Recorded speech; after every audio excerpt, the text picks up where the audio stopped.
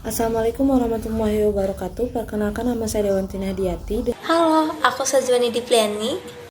Halo semuanya, perkenalkan nama aku Putri Syifa Nur Fauzia. Pada kesempatan video edukasi kewirausahaan kali ini, saya ingin mengajak teman-teman semua untuk melihat bahwa setiap orang sebenarnya punya peluang untuk memulai usaha, bahkan dari ide kecil dan budget yang sangat kecil juga. Sering kali kita berpikir kalau mau memulai bisnis itu harus menunggu punya modal yang besar, atau alat canggih, atau harus berpengalaman terlebih dahulu. Padahal kenyataannya, banyak pengusaha muda zaman sekarang yang memulai dari hal-hal kecil terlebih dahulu. Dari kamera biasa, dari dapur rumah, atau bahkan dari kemampuan sederhana diri kita, lalu berkembang menjadi sumber penghasilan. Kita hidup di era yang sangat terbuka. Internet dan media sosial membuat semua orang punya kesempatan yang sama untuk membangun usaha tanpa batasan. Kalau zaman dulu harus punya toko, untuk sekarang cukup posting di Instagram atau TikTok, itu bisa menjangkau semua orang. Selain itu, kebutuhan hidup juga makin banyak. Dengan kita belajar berwirausaha dari remaja, kita tidak hanya belajar tentang bagaimana mencari uang, tetapi bagaimana kita bisa disiplin, kreativitas, komunikasi, dan tanggung jawab. Dan yang paling penting adalah tidak ada kata terlalu cepat untuk memulai. Semakin cepat kita mencoba dan semakin cepat kita belajar. Semakin cepat kita jatuh, semakin cepat kita bangkit. Dan semakin cepat pula kita menemukan jalan rezeki kita masing-masing. Selanjutnya, saya akan menjelaskan tentang cara mudah menemukan ide usaha. Salah satu hal yang sering bikin bingung adalah gimana sih cara memulai usaha itu, padahal usaha itu bisa dilihat dari permasalahan-permasalahan terdekat dari kita. Ada 3 cara mudah untuk menemukan ide bisnis di sekitar kita. Yang pertama, melihat masalah di sekitar kita. Contoh, teman-teman di kampus kan sering datang cepat, jadi sampai lupa sarapan atau makan siang. Nah, itu bisa menjadi peluang bisnis kita untuk berjualan di kampus. Yang kedua, misalnya ada tugas kuliah dan ada teman yang tidak bisa editing, seperti contoh video tugas seperti ini. Kita bisa membuka jasa edit. Yang ketiga, kebanyakan anak kos itu pada males keluar untuk beli makan. Nah, kita bisa membuka ide bisnis jasa titip. Jangan lupa, bisnis itu bisa dimulai dari permasalahan kecil. Yang kedua, melihat kemampuan dalam diri kita. Contohnya kita bisa masak, kita bisa jualan masakan seperti tadi dibawa ke kampus. Yang kedua, bisa editing, kita bisa buka jasa editing seperti tadi kita mengedit tugas teman kita di kuliah. Itu bisa jadi peluang bisnis. Yang ketiga, kita bisa mengikuti tren yang sedang viral di sosial media.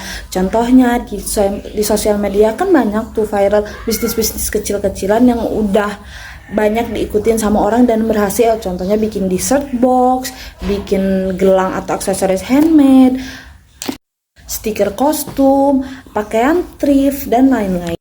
Intinya, ide usaha itu tidak harus rumit, yang penting kecil dan dimulai dari sekarang.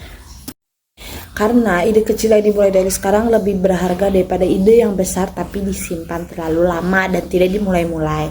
Ayo kita mulai berbisnis dari sekarang. Nah, sekarang adalah contoh usaha modal minim untuk remaja dan mahasiswa. Biar lebih jelas lagi, di sini ada beberapa jenis usaha yang bisa dimulai tanpa modal besar. Yang pertama adalah jualan makanan homemade. Modalnya itu kecil, tapi penitnya besar. Bisa dimulai dengan jualan sederhana seperti cireng, piscok, mie nyemek, atau cemilan kering lainnya. Yang kedua, thrift atau pre-love. Mulai dari lembarnya sendiri, difoto pakai HP, upload, dan tidak perlu stok. Yang ketiga yaitu jasa desain dan editing. Bermodalkan HP dan kreativitas. Banyak teman yang butuh poster, tugas video, maupun desain konten. Dan yang keempat, jual aksesoris homemade kayak gelang, gantungan kunci, resin, atau scrapbook kecil. Yang kelima yaitu just tip. Kalian bisa buka just tip yaitu dengan titip belanjaan kebutuhan kosan, skincare, atau makanan tertentu. Yang keenam, bisa menjadi reseller atau dropshipper, jadi kalian gak perlu stok barang, cuma bermodalkan internet saja. Semua usaha ini bisa dimulai oleh siapa saja, yang penting kamu mau belajar dan berani mencoba. Dan ada beberapa langkah-langkah untuk memulai usaha. Apalagi kalau kita sudah ada ide, langkah selanjutnya ya adalah memulai. Langkah yang pertama, mulai dari yang paling sederhana, tidak perlu alat canggih, tidak perlu modal besar, yang penting mulai dulu. Langkah kedua, buat produk percobaan, mulai dari satu menu atau satu desain, atau kumpulkan minat orang sekitar. Baik, selanjutnya ada hitung modal dan tentukan harga. Pertama, catat semua bahan dan biaya, tambahkan sedikit keuntungan, lalu tentukan harga yang masuk akal. Selanjutnya, promosikan lewat sosial media. Kekuatan terbesar usaha muda itu berada di sosial media, apalagi kita itu Gen Z. Nah, kita boleh pergunakan untuk mengiklankan produk kita, bisa di Instagram, di TikTok, di WhatsApp. Yang kelima ada konsisten. Yang kelima yaitu konsisten. Kebanyakan orang tidak sabar, mereka tuh buru-buru ingin melihat langsung keuntungannya, ingin melihat langsung hasilnya, padahal semua itu butuh proses dan konsisten. Usaha itu memang melelahkan, tapi kita akan mendapatkan hasilnya jika kita melakukannya dengan konsisten dan terus-menerus. Dari semua pembahasan tadi, bisa kita simpulkan bahwa membangun usaha itu tidak harus menunggu modal yang besar.